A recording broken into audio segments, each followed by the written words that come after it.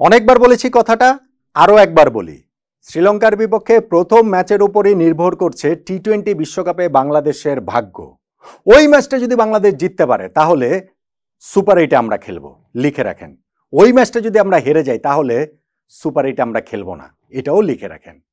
শ্রীলঙ্কার বিপক্ষে ম্যাচটা তাই ভীষণ ভীষণ ভীষণ রকম গুরুত্বপূর্ণ। প্রশ্নের যে জায়গাটা বা এই ভিডিওতে যে আলোচনাটা করবো সেটা হচ্ছে প্রতিপক্ষ হিসেবে শ্রীলঙ্কার শক্তির জায়গা আসলে কোথায়? ব্যাটিং, বোলিং, স্পেসিফিক কোন জায়গাটাতে? Pace bowling, spin bowling, top order batting, middle order batting? চলুন সেটা নিয়ে একটু আলোচনা করি। আমি এই জায়গাটাতে আসলে শ্রীলঙ্কার কয়েকজন প্লেয়ারের নাম ধরে ধরে বলবো যারা হচ্ছে গিয়ে বাংলাদেশের বিপক্ষে ফ্যাক্টর হয়ে উঠতে পারেন, তাদেরকে সামলানোটাই বাংলাদেশের এই জয় পরাজয়টা নির্ধারণ করে দিবে। ধর আমি ব্যাটিংয়ে 3 জন, বোলিংয়ে 3 জন, 6 জন ক্রিকেটারের নাম বলবো। দেখুন, শ্রীলঙ্কা এইবারের ওয়ার্ল্ড কাপে অনেক দিনের মধ্যে তারা কিন্তু একদম পূর্ণ শক্তির দল নিয়ে খেলতে নামছে এবং তাদের ব্যাটিং বোলিং যদি বিবেচনা করেন তাহলে একটা খুবই অলরাউন্ড টিম অন্তত পক্ষে কাগজে কলমে। যদিও ওয়ার্ল্ড কাপের ফার্স্ট ম্যাচটাতে তারা সাউথ আফ্রিকার বিপক্ষে মাত্র 77 রানে অল আউট হয়ে ম্যাচটা হেরে গিয়েছে, যদিও ওয়ার্ম আপ ম্যাচে তারা নেদারল্যান্ডসের কাছে হেরে গিয়েছে, কিন্তু এই শ্রীলঙ্কা ভয়ঙ্কর হয়ে ওঠার সামর্থ্য রাখে। পূর্ণ শক্তির দল না নিয়েও বাংলাদেশে এসে বাংলাদেশের বিপক্ষে কিন্তু গত মার্চ মাসে তারা সিরিজ জিতে গিয়েছে। সো শ্রীলঙ্কাকে হালকাভাবে আর আমরা কি নেবো? এখন তো আমরা ইউএস এর কাছে হারি, কাউকে তার হালকাভাবে নেওয়ার কোনো সুযোগ নেই, কিন্তু আমাদের ওই গুরুত্বটা জায়গাটা ভীষণভাবেই দিতে হবে। আমি ব্যাটিং বোলিং এর 6 জনের কথা বলছিলাম। ধরেন ব্যাটিং এর কথা যদি আগে বলি, 1 নম্বরে আমি বলবো কুশল মেন্ডিস। শ্রীলঙ্কার এই ওপেনার ম্যাচ থেকে ইনিংসের শুরুতেই আগে যদি তারা ব্যাটিং করে তাহলে হচ্ছে গিয়ে ব্যাটিং এর শুরুতেই, ম্যাচের শুরুতেই আমাদেরকে ছিটকে দিতে পারে, সেই সামর্থ্যটা তার রয়েছে। সেই বিস্ফোরক ব্যাটিংটা তিনি করেন এবং বাংলাদেশের বিপক্ষে কুশল মেন্ডিস বরাবরই ভীষণ রকম সফল। টি-20 ফরম্যাটে 8টা ম্যাচ খেলে বাংলাদেশের এগেনস্টে 6টাই তার 50+ স্কোর, তার অ্যাভারেজ হচ্ছে গিয়ে 54, তার স্ট্রাইক রেট বাংলাদেশের বিপক্ষে টি-20তে এই 8 ইনিংসে 164। এই যে আমরা মার্চে যে সিরিজটা সিলেটে খেলেছি সেইখানেও কিন্তু 3টা ম্যাচে তার স্কোর ছিল হচ্ছে গিয়ে 59, 36 এবং 86। ফলে কুশল মেন্ডিসকে বাংলাদেশের শুরুতেই ফেরাতেই হবে। ব্যাটিংয়ের দ্বিতীয় যার কথা বলবো তিনি সাদিরা সামরা বিক্রমা। হ্যাঁ, তিনি সাউথ আফ্রিকার বিপক্ষে 0 রানে ফার্স্ট বলে আউট হয়ে গেছেন, গোল্ডেন ডাক পেয়েছেন, কিন্তু তিনিও আসলে বাংলাদেশকে ভোগাতে পারেন ওই মিডল অর্ডারের ওই জায়গাটাতে। এবং সিলেটের একটা ম্যাচে কিন্তু তার 61 রানের একটা ইনিংস রয়েছে, প্রবাবলি কত 49 বলে, খুব ভালো একটা ইনিংস কিন্তু তিনিও খেলেছিলেন। সাদিরা সামরা বিক্রমা বাংলাদেশের জন্য একটা থ্রেট।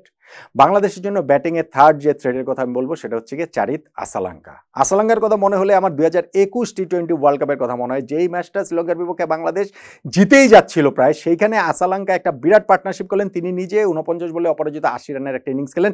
যদিও সেইখানটাতে আমাদের সেই বাহাতি বোলার সাকিবকে দিয়ে আমরা বোলিং করাবো না, মুস্তাফিজকে দিয়ে বোলিং করাবো না বাহাতি ব্যাটসম্যানের এগেনস্টে, ফলে ওইটার একটা বড় রোল ছিল, কিন্তু তারপরও এই আসালাঙ্কাও আমাদের জন্য একটা বড় থ্রেট হতে পারেন। যদি আমরা বোলিং এর জায়গায় আসি তাহলে শুরুতেই হচ্ছে গিয়ে নুয়ান তুষারা এমনিতেই হচ্ছে গিয়ে এই মানে আলাদা করে তার কথা বলার প্রয়োজন ছিল না বা বলতাম না, কিন্তু ভাই বাংলাদেশের বিপক্ষে ওই যে সিলেটের একটা ম্যাচে তিনি 5 উইকেট নিয়েছিলেন, ফলে তুষারাকে এই আলোচনার বাইরে আসলে রাখা যাবে না। তবে তুষারের চেয়ে বড় থ্রেট হচ্ছে গিয়ে এই জায়গাটাতে আমি মনে করি পাথিরানা তার ওই অ্যাকশনের কারণে, তার ওই গতির কারণে আনপ্লেয়েবল হয়ে উঠতে পারেন ডালাসের এই স্টেডিয়ামে যেখানে আমরা হচ্ছে শ্রীলঙ্কার বিপক্ষে খেলবো। ফলে পাথিরানাকে আমার কাছে তুষারের চেয়েও বড় থ্রেট মনে হয়। আমার ধারণা এটার সঙ্গে আপনারা সবাই আসলে এগ্রি করবেন। আর থার্ড যে বোলারের কথা বলবো তিনি হচ্ছেন গিয়ে মাহিশ থিকসানা, রাইট আর্ম, যিনি হচ্ছে গিয়ে মিস্ট্রি বোলার। বাংলাদেশের টপ অর্ডার স্পেশালি যেহেতু অনেক বাহাতি ব্যাটসম্যান রয়েছে, তাদের বিপক্ষে তিনি জ্বলে উঠতে পারেন। ইনফ্যাক্ট এই তাকে দিয়ে শ্রীলঙ্কা বোলিং অ্যাটাকটা ইনফ্যাক্ট আক্রমণটা শুরুও করতে পারেন। সো আমাদের ওই টপ অর্ডারে, টপ মিডল অর্ডারে বাহাতি ব্যাটসম্যানদের জন্য স্পেশালি তিনি একটা বড় থ্রেট হতে পারেন। সো আমার কাছে এই হচ্ছে গিয়ে যে 3 জন ব্যাটসম্যান, 3 জন বোলারের কথা বললাম, 2 জন কিন্তু এর মধ্যে আমি বাদই রেখেছি, যে 2 জনের কথা আমি বলিনি। এক হচ্ছেন গিয়ে অ্যাঞ্জেলো ম্যাথিউস, আরেকজন হচ্ছে ওয়ানিন্দো হাসারাঙ্গা। 2 জনই, Angelo Mathews pace bowling allrounder বা ওয়ানিন্দো হাসারাঙ্গা হচ্ছে গিয়ে লেগ স্পিনার, যার মানে লেগ স্পিনিং অলরাউন্ডার। ফলে এই 2 জনও আমার মনে হয় শ্রীলঙ্কার এই দলটাতে যে কোনো মুহূর্তে ম্যাচের মোড় ঘুরিয়ে দেওয়ার সামর্থ্য তারা রাখেন, সেটা ব্যাটিং দিয়ে, বোলিং দিয়ে। স্পেশালি ওয়ানিন্দো হাসারাঙ্গা, তার এই ক্যাপ্টেন, তিনি নিশ্চিতভাবেই চাইবেন ওয়ার্ল্ড কাপের শুরুটা ভালো নোটে করতে। তাহলে আপনি যদি এখন হিসাব করেন ভাই, শ্রীলঙ্কা 11 জন খেলবে, তার মধ্যে আমি 8 জনের কথা বললাম। এই দলটা এইরকমই, এই দলের কাউকে আসলে খুব আপনি খাটো করে দেখার, ছোট করে দেখার, অথবা হচ্ছে গিয়ে সে আমাদের বিপক্ষে পারবে না, এরকম ভাবার কোনো সুযোগই নেই। দলটার ব্যাটিং লাইন আপে মনে করেন 8 নম্বর পর্যন্ত ব্যাটসম্যান, সেই 8 নম্বর পর্যন্ত ব্যাটসম্যান এই যে হাসারাঙ্গা, সানাকা, অ্যাঞ্জেলো ম্যাথুস, তারা আর কি 6, 7, 8 নম্বরে খেলবেন, এইরকম ব্যাটিং লাইন আপ তাদের। তাদের বোলিং লাইন আপটা ভীষণ রকম বৈচিত্র্যপূর্ণ, সেইখানে তুষারা, পাথিরানা, ম্যাথুস, সানাকারা তো রয়েছেনই পেস বোলিংয়ে, সঙ্গে হচ্ছে গিয়ে এবং সেই পেসারদের মধ্যেও বৈচিত্র্য রয়েছে, গতি রয়েছে, গতির তারতম্যের ব্যাপার সেবারও রয়েছে যদি অ্যাঞ্জেলো ম্যাথুসের কথা বলি। আবার স্পিন বোলিং এর ওই জায়গাটাতে ওয়ানিন্দু হাসারাঙ্গার লেগ স্পিন রয়েছে, সঙ্গে হচ্ছে গিয়ে থিকসানার মিস্ট্রি স্পিন রয়েছে। সো এইখানটাতে বোলিং লাইন আপ না ব্যাটিং লাইন আপ কোনটা বেশি শক্তিশালী আলাদা করে বলাটা খুব কঠিন, কিন্তু আমাকে যদি বলেন তাহলে আমার কাছে মনে হয় যে শ্রীলঙ্কার বোলিংটা আমাদের জন্য বড় চ্যালেঞ্জার হবে, বেশি চ্যালেঞ্জ হবে বোলিং অ্যাটাকের বৈচিত্র্যের কারণে, পেস স্পিন সব দিক মিলিয়ে। এবং আমাদের ব্যাটসম্যানরা যেহেতু হচ্ছে গিয়ে মোটেই ফর্মে নেই, বেশিরভাগ ব্যাটসম্যান আমরা স্ট্রাগল করছি, সেই কারণে শ্রীলঙ্কার বোলিং সামলানোটা বাংলাদেশের জন্য খুব খুব খুব কঠিন হবে।